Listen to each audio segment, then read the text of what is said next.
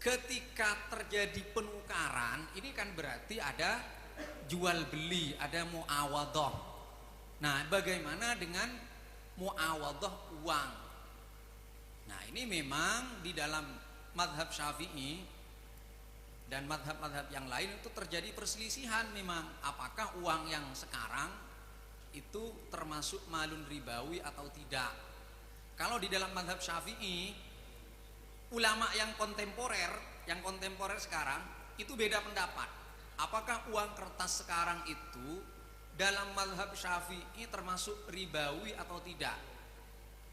Syekh Ali Jum'ah mengatakan tidak. Kenapa? Karena menurut Imam Syafi'i dan Syafi'iyah, ilatnya emas dan perak itu sebagai barang ribawi itu adalah jinsul asman waliban. Dan ini kata mereka adalah al-illah al-qasirah.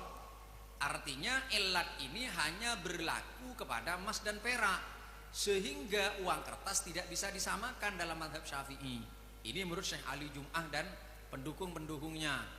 Tetapi ada banyak ulama yang lain mengatakan, meskipun ulama Syafi'iyah mengatakan ilat qasirah, itu ternyata di dalam Majmu' dan di dalam Hawil Kabir itu dikatakan di antara faidah kenapa kok kita mazhab Syafi'i tetap mengilati dengan ilat qasirah, karena mungkin saja nanti ada far'un yusyarikuha, ada cabang yang menyamai sehingga bisa kita samakan.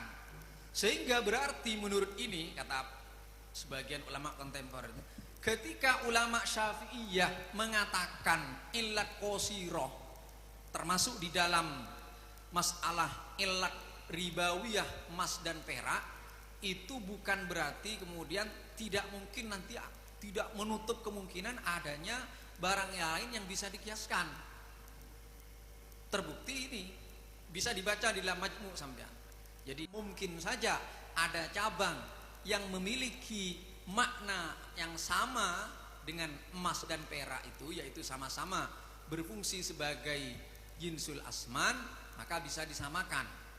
Makanya kemudian ulama kontemporer Syafi'iyah ya itu beda pendapat, apakah emas uang kertas atau uang yang lain yang sekarang yang disahkan oleh pemerintah sebagai alat tukar itu termasuk barang ribawi apa tidak. Syafi'i, ulama kontemporer berbeda pendapat gitu, berbeda.